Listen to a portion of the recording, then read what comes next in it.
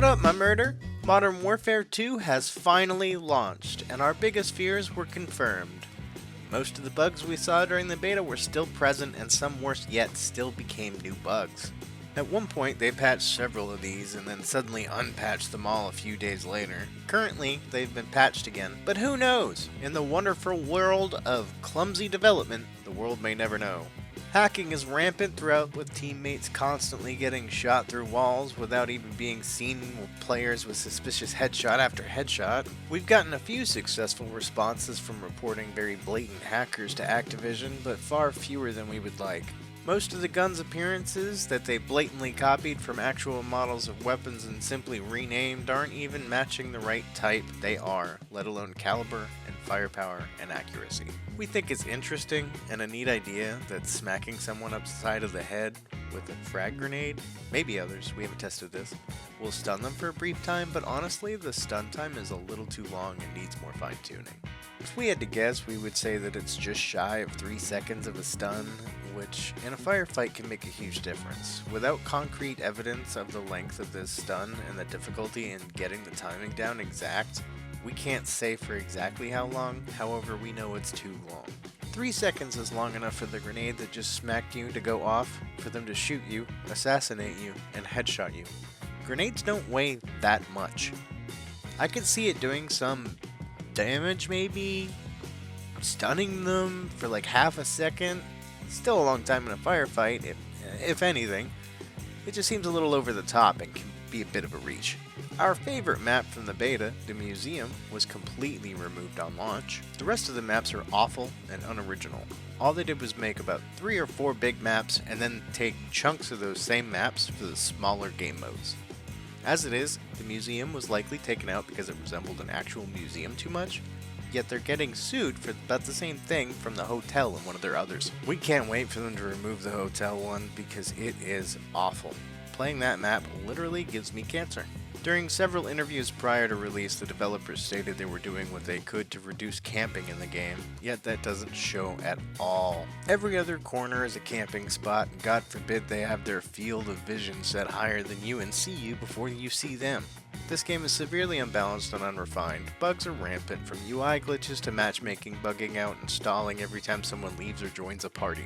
There are several other game-breaking bugs like the riot shield not working at all when crouched, or the riot shield glitch that makes you invincible, or the bipod glitch that lets you either fall through the map or get to high places outside of the map boundaries. The list is far too long to go into here, and we doubt we'll fully cover it anywhere because that's Activision's job that they're clearly not doing. Overall, the gameplay is pretty smooth when things aren't bugging out, of course, and the game has the potential to be absolutely amazing if they would just have spent more time on refining things before launch. Maybe some more open beta tests instead of a publicity one right before launch to get people to pre-order based off of a 1/3 finished model of the game with maps that won't exist after launch. There are some odd graphical issues here and there, people teleporting due to lag, but that's just the typical Call of Duty experience. The worst part has to be the skill-based matchmaking. As if your team is on a win streak, you'll inevitably get put into the lobby full of hackers because the algorithm thinks they're just good and not hacking. This next part is purely speculation, as we can't find any concrete proof it exists. There seems to be a lot of debate about it. We highly encourage you to check out our sources in the video description below in regards to this. But it's being referred to as skill-based reg hit markers, which, if you don't know, means that someone who is bad at the game takes your whole clip and then some to kill, yet it takes them 2 shots to kill you. Remember that awesome news about hardcore and DMZ game modes coming with Season 1 and being able to finally see KD and other stats? Well, too bad! None of it fucking matters if it's a real thing. This very skill-based hit marker system I just mentioned could continue to be used in hardcore DMZ and Warzone, rendering it completely irrelevant how good or bad you are. This system isn't even a good idea, and we can't imagine why they would possibly implement such a broken thing for an FPS. If it's true, they essentially took the League of Legends or MMO approach to a skill-based first-person shooter and tried to balance it to make it equal for everyone, which is the exact opposite of what every Call of Duty player wants. We want to be challenged, not thrown into a lobby of cheaters and have the will to fight literally beaten out of us or one-shot by a submachine gun to the pinky toe because they are shit at the game. And while you may not be the best player even on your team, you can hold your own so that algorithm just shits all over your hopes and dreams of contributing anything to your team. On the flip side of that, after reading and watching several videos with examples and explanations as to what is going on that makes much more logical sense, we believe the issue is caused more by something we here are referring to as a desync. After analyzing a lot of footage that we may or may not ever use and rewatched a lot of kill cams, we've come to the realization that there's a massive desync between players that seemingly has nothing to do with latency.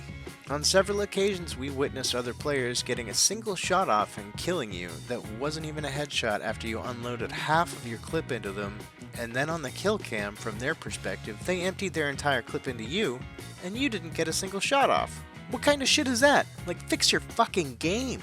Due to the variance of occurrences with varying latency between players on both extremes, we can definitely say that this is purely due to the servers hosting these multiplayer matches. We don't have any clear examples to show you that include the latency information at this time, though if you'd like us to make a video over this, like, comment, and subscribe below to let us know. The campaign was fun, the story even more so, but the difficulty levels don't seem to make a difference as the AI tracking is so hardcore they pre-fire and headshot you the moment you round a corner. Back to the multiplayer, when trying to queue for matches with more than 4 people causes the lobby to crash for most console players and lock up for even most PC players unless you're Noob Gaming who has a NASA supercomputer for a gaming desktop. The UI is absolutely terrible. Good luck trying to invite and join friends when you can't even see them on the list half the time, let alone the aforementioned bug where the game never actually establishes a connection to the servers on a nearly consistent basis when you have anyone in your party. So you're just perpetually connecting until you switch game modes just to get it to work and switch back to what you actually want to play. It's essentially telling the game that it should be connecting to its own damn servers. This can get really annoying when the console players on your team keep crashing because of the flipping between menus rapidly.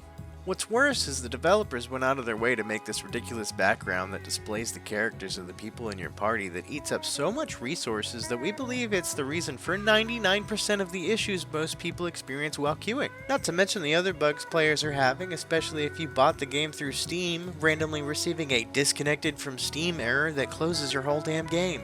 Why would it even need Steam? They have their own cross-console matchmaking system. Which makes this all the more enraging when you realize that this is reliant on an already known to be buggy and disconnect often Steam application, giving this game a multitude of failure points on top of regular crashes from poor optimization. Supposedly there's a revamp to the UI coming along with several other long overdue fixes when Season 1 starts in just a few days, but if they don't resolve these problems, they're going to lose a majority of the player base very quickly. Even now, a lot of players I've encountered complain how they can't wait for Season 1 to fix all this shit, but nowhere has it ever confirmed that it will be coming, only alluded to. At least they fixed the perspective issue in third person mode where you still went to first person when you aimed, now you actually look over your character's shoulder. Though why this is the only issue from the beta that got addressed is beyond me. In the end, the horrendous state of this game after launch has brought us to give it an extremely generous 2 out of 5.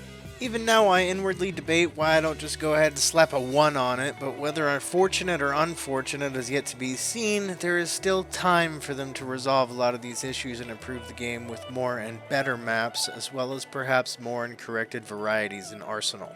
Again, we encourage you to check out the sources and the links below that are actually rather informative on the mechanisms of the game, as well as like and subscribe to our channel for more content like this and the many matches and shorts that come from them continuing to enjoy this game despite all of its many flaws. Thanks for watching. This has been your review with The Captain Crow Show.